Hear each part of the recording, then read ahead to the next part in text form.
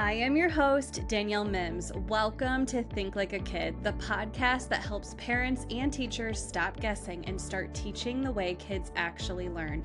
After working with hundreds of kids, I can promise you this: one-size-fits-all learning doesn't work. It's time to stop making kids fit the system and start shaping learning around the child. Each week, you'll get quick wins, creative ideas, and brain-based strategies to make learning hands-on and fun again. So whether you're in the classroom, the car, or halfway through your coffee, I am so glad you're here. Let's think like a kid.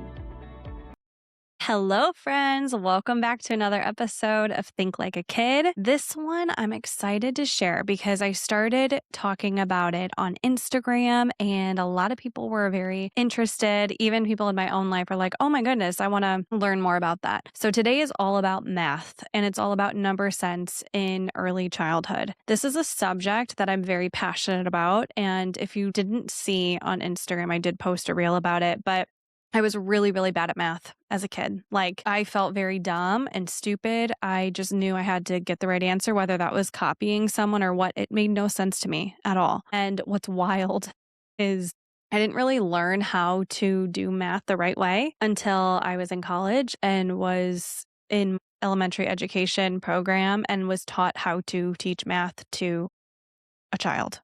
And I was like, my goodness, like the light bulbs went off and I was like, I was taught wrong all of these years. Like I wasn't dumb, just I didn't have any number sense. And that was a turning point for me because I said, I will never, I vowed to myself, I said, I will never let it in my classroom feel the way that I did about math and any subject for that matter. I was very passionate about it. And if you ask any of my former students, it's so funny because if you do ask them, what was Mrs. Mims's favorite subject to teach? They will all say math because I was like, look, I was excited. Okay. I was excited to relearn. I was excited to help kids, but then I was like, I'm going to fake it till I make it, right? And I taught 6th grade too. So that's like hard math. And there was times where I'm like, guys, I don't know. This is really hard, right? But anyway, I did this fun little series on Instagram and it's not over yet, but I thought I would try to go through it with you here and try to do it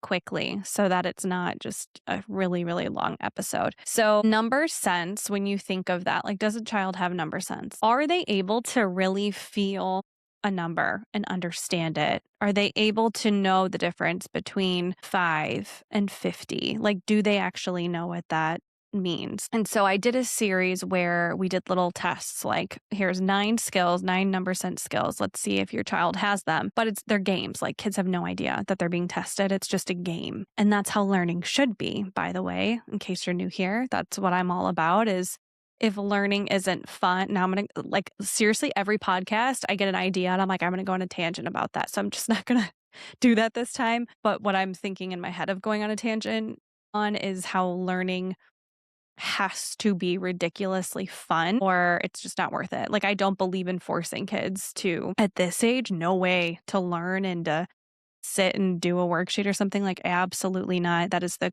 quickest way to burn out for both you and the child. Anyway, I digress. Okay, so I did a whole episode, 9 episodes. So the first one was one-to-one correspondence. So one-to-one correspondence is when you are identifying the number one with the actual physical object. So say that you have 10 counting bears and you ask your child to count them and they're pointing. And they're like 1, 2, 3, 4, 5, 6, 7, 8, 9, 10. And they might have touched like 4 of them. They don't have that one-to-one correspondence. One-to-one correspondence is you're touching it as you're saying it, or else you're just going to lose your place. And otherwise, that's just reciting numbers in an order, which is not what we're trying to do. So it's a fun test that I had and a way to, I think I used Legos though for the test. And what I had parents do if their kid wasn't using one finger to touch each object, I said, okay, so what we're going to do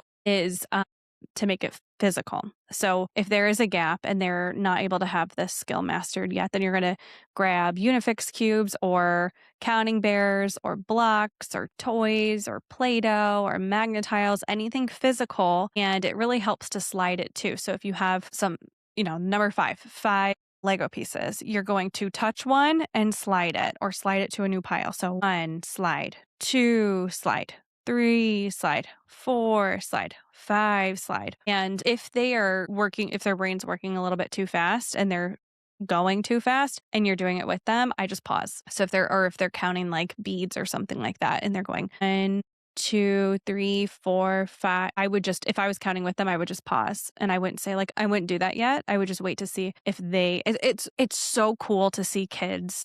It really is. If you haven't experienced this, you will, if you stick around long enough, to see them figure it out for themselves, to see their mistakes and correct their own mistakes. It's like painful to watch sometimes because you're like, ooh, let me just help you. But it is so cool to watch. And I hope you get to witness that soon. So anyway, that is one-to-one correspondence. It means that your child understands that counting is measuring and not just reciting. The next one is a fun word. I always got it it's called subitizing. I was like, is it subitizing, subitizing? It's subitizing. And we did this I did this like number talks in the beginning of the day with my own students. So it's, think of a 6-sided die. If you roll a die right now and it landed on a 4, would you be able to say, oh, that's 4? Or would you have to count the dots, right? You and me would be able to say, oh, that's 4, that's 3, that's 5, that's 6. That's what subitizing is. So what I did on the episode that I did on Instagram is I just had a little mini white plate and I drew 3 dots with Sharpie and I showed the kids the plate and then I covered it and then I asked them to tell me what number that they saw or how many dots there were. And the way to figure out if your child has a gap in this specific skill is if they're like trying to count or if they were able to hold that number in their brain, then they don't have a gap. So the easiest way I think to build this is through board games or like anything with a die, because every single roll you're practicing subitizing and you need that for mental math. And as problems get more difficult and harder, you need to just be able to see objects in your brain so that you're able to do that mental math. So it's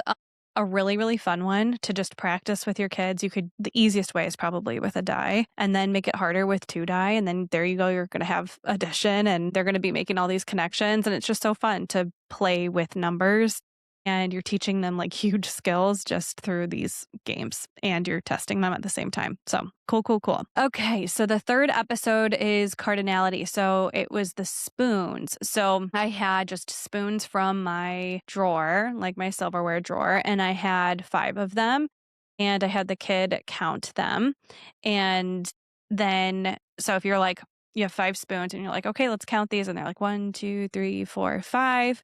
And then you're like, okay, how many do we have in all? And then they go 1, 2, and they start over. Okay, well, that means, okay, they're lacking with their cardinality. They are not looking at this entire group as that last number. And so that's basically what it means is that when you're counting something, that last number that you land on, that represents the entire group as one unit. So the best way to practice this, and some kids have it, it's actually pretty normal for 4 and even 5-year-olds, sometimes 6-year-olds to not really have this yet. And that's actually developmentally normal, but you could still work on it. The best way to practice it is just through narrating and modeling. So you do this all the time with, putting toys away, or if you do have the spoons or anything, you can just say 1, 2, 3, 4, 5, 5 spoons.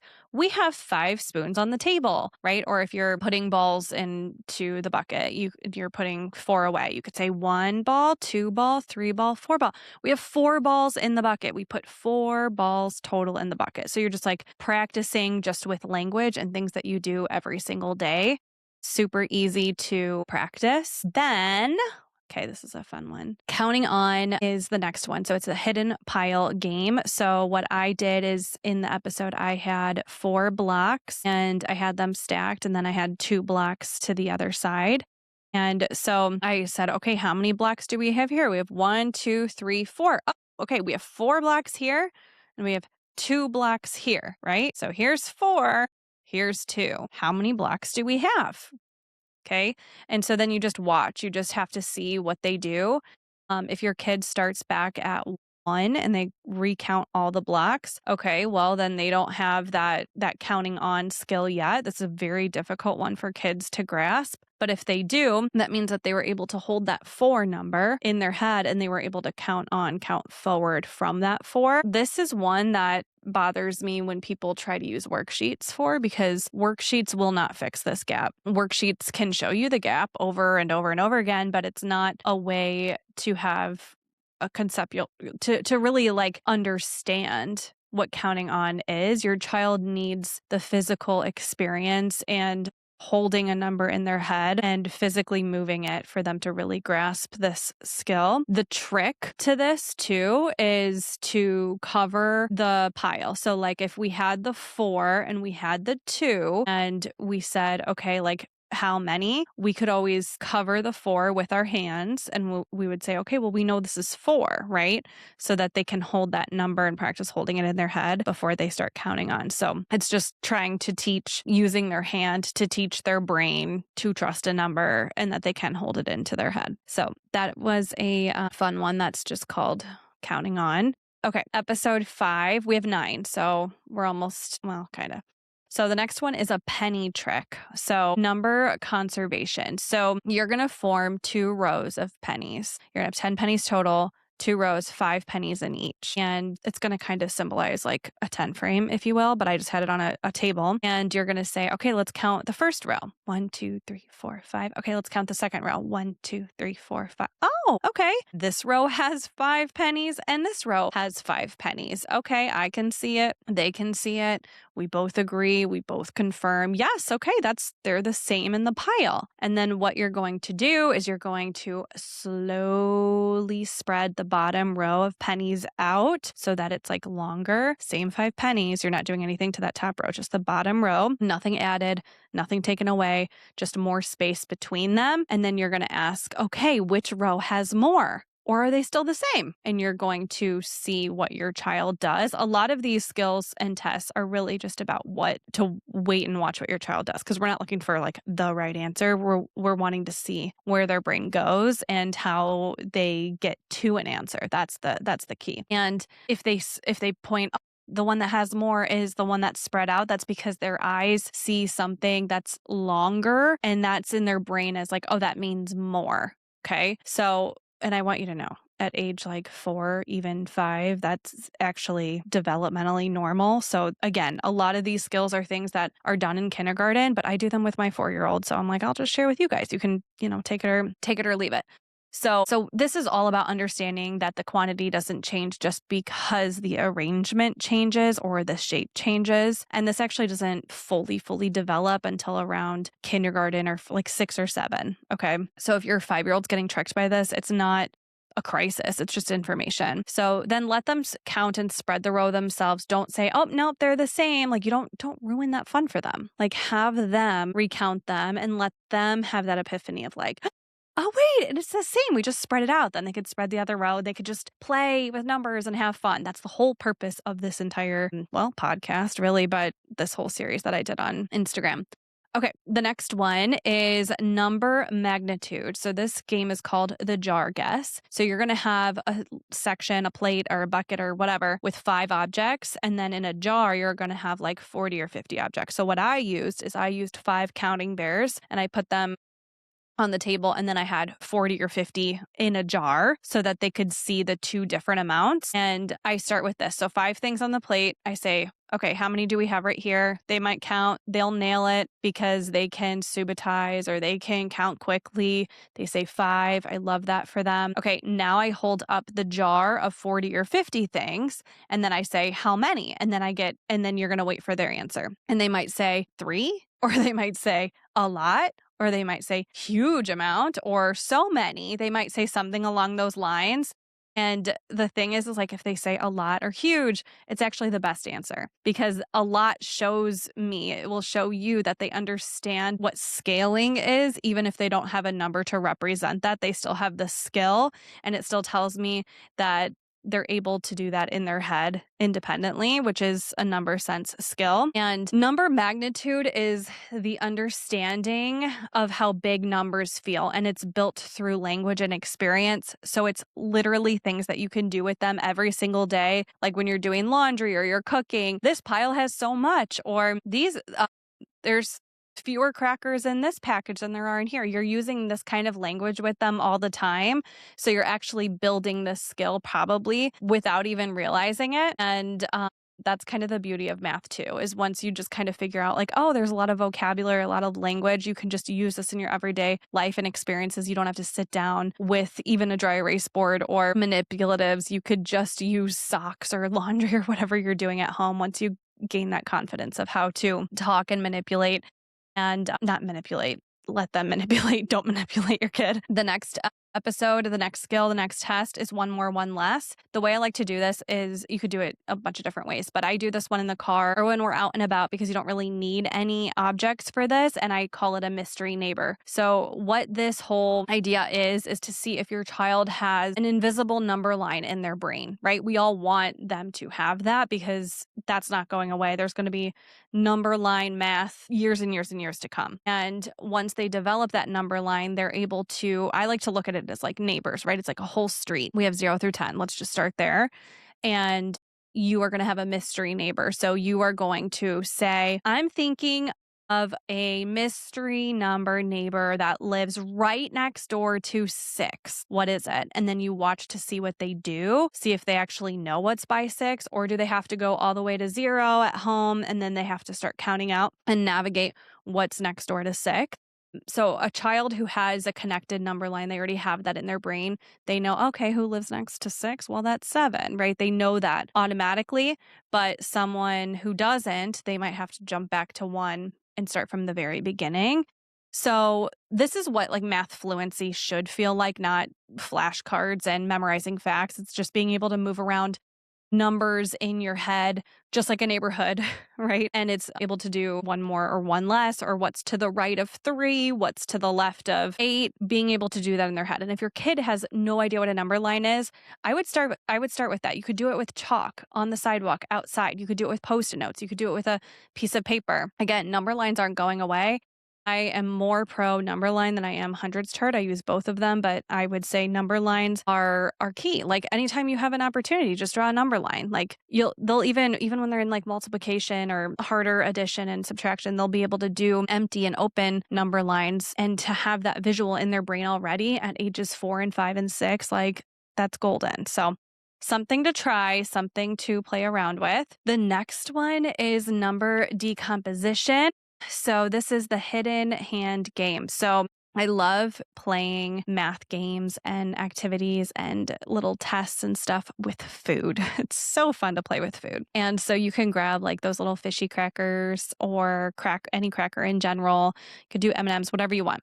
So let's say we have in the video I used fish. I think they're called goldfish, but my mom always said fishy crackers. So now I'm like 34 and I still say fishy crackers. But anyway, so let's say we have 5 fishy crackers and we both count them. 5, agreed, understood. You're going to say, okay, I want you to close your eyes and you're going to have 3 in one hand and 2 in the other hand. Okay. And you're going to close your fists and then you're going to tell them to open their eyes, and then you're going to open up the 3. And you're going to say, how many are here? We had 5. So how many fish are hiding in here? So then they're going to have to, in their head, figure out, okay, if I'm at 3, how many more to get to 5? So what you're doing there is you're playing with those numbers and you're saying, okay, 5 is made up of numbers, right? 2 and 3. And it's also setting them up for early number bonds, which is all kindergarten is all about family number trees and number bonds. So this is a really, really good game to play. And you can do this with anything they're eating. Right? You could do this if they have grapes, or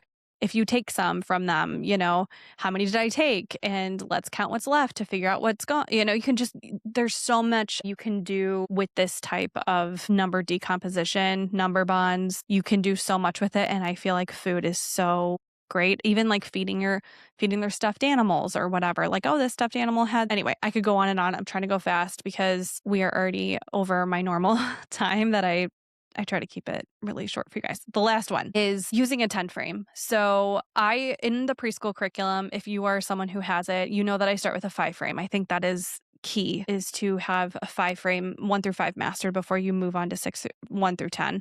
But you can have a 10 frame and you can just tell your kiddo that this is a 10 frame. There's 2 rows of boxes and there's 5 boxes in the top row and there's 5 boxes in the bottom row. Every 10 frame is going to look like this. And you can straight up tell them, if they've never seen a 10 frame in their life, that's how I would approach it. So you can fill 5 of the boxes with counters or pennies or a Sharpie. And if you don't have a 10 frame, you don't need one. I'm a teacher, so I have like all those teacher tools, but you can just draw 2 rows of 5 boxes on a dry erase board, or you can draw it on a piece of paper. You don't need to go all fancy schmancy on it. Trust me. And so if you fill up one of the rows and you say, okay, I filled up this row, there's 5, and then you just put 1 down below, you can always just test to see like, okay, well, if I added 1 more, how many do I have?